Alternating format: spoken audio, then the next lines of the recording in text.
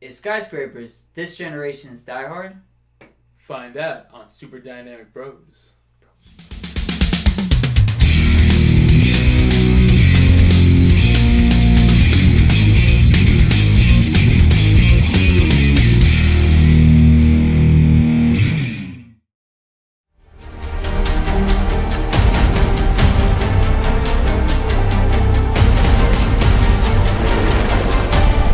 My family is the only thing that matters to me right now.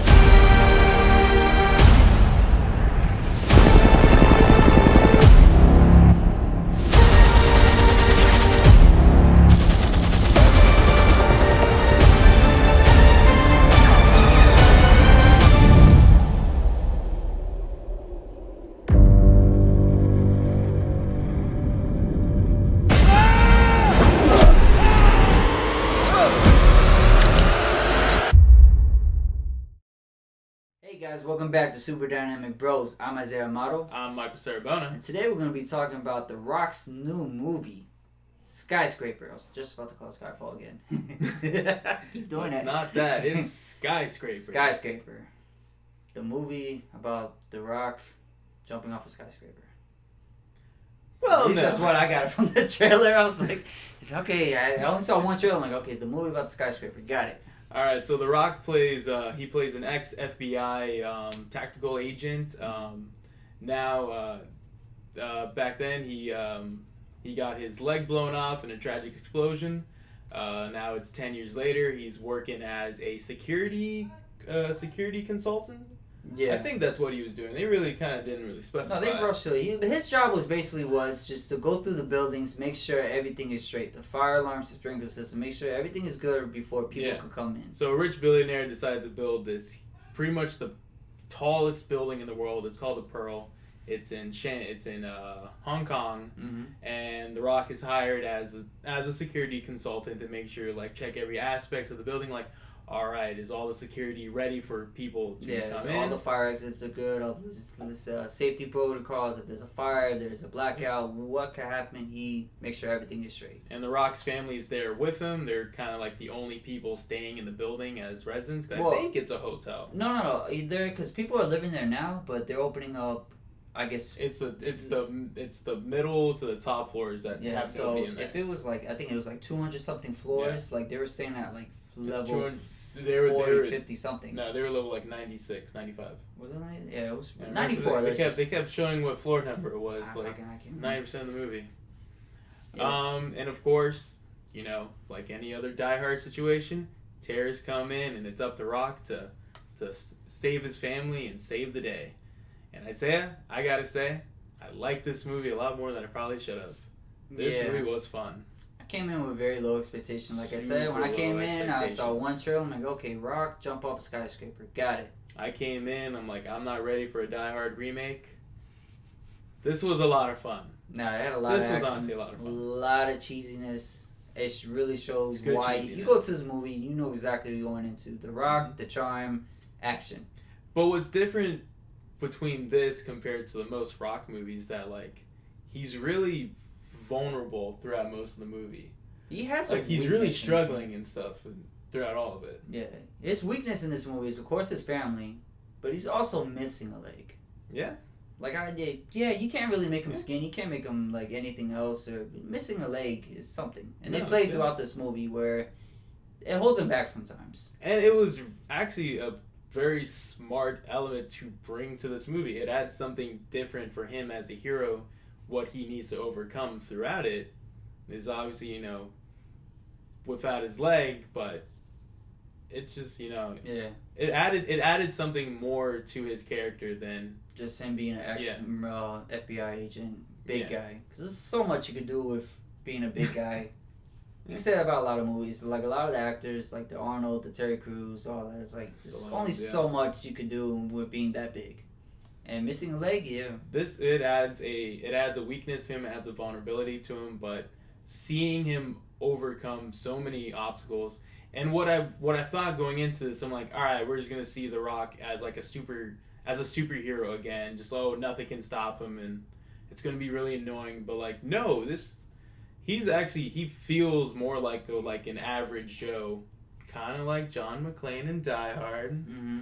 There's a little too many Die Hard comparisons in this movie for me, but Yeah, if you would have told me the director of this movie also did Die Hard, I would have believed you. nah, Die Hard's too big of a, too good of quality. I mean, it's a classic, of course, Yeah. but when you try to go back to the original classics, you're never meeting expectations. Nah, yeah. Like, if this would have just been called Die Hard, starring The Rock, saving... Oh, no, this... Exactly, you would have never met yeah. expectations, but they called it the Skyscraper. The jumping skyscraper. It's just Skyscraper. He jumps one... You know what I'm saying? Like, they build up that scene so much to where you see it in the movie, you're like, oh...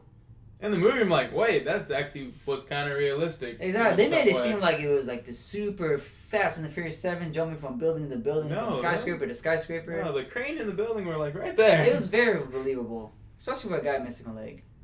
Yeah, so The Rock, very good in this movie. Honestly, probably one of his best performances I think I've seen. One of his best. Scorpion King, I think, is still the best.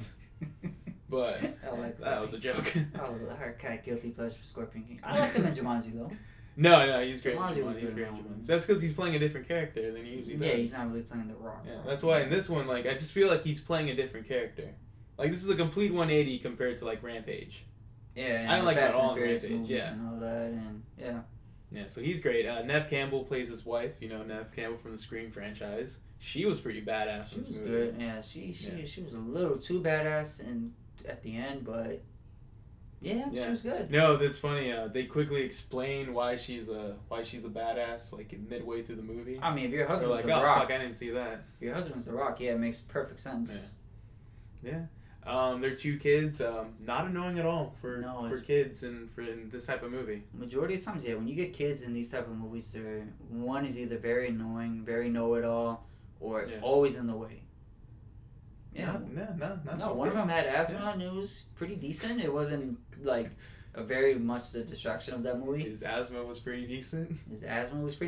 He kept it to himself. Out of 1 to 10 asthma, he had pretty decent asthma in this movie. Decent, especially for a fire. Oh yeah. The action scenes are just it's this movie was a lot of fun. I had a lot of fun with this. I mean, it's a lot of action tropes that you've seen probably 1 billion times. Yeah, one of the times too is not spoiled because one of the times even he admits to himself like, this is stupid. What the hell am I about to do? And you're right. I'm sitting in the audience like right before he was about to do it. I even asked myself, what the fuck's he about to do? And like he even said it himself. So they know exactly what type of movie this is shooting. They shot that type of movie. Somewhat took it serious, but didn't really take it serious. It was a lot more serious than I thought going into that it was going to be. I thought it was just The Rock jumping to a skyscraper.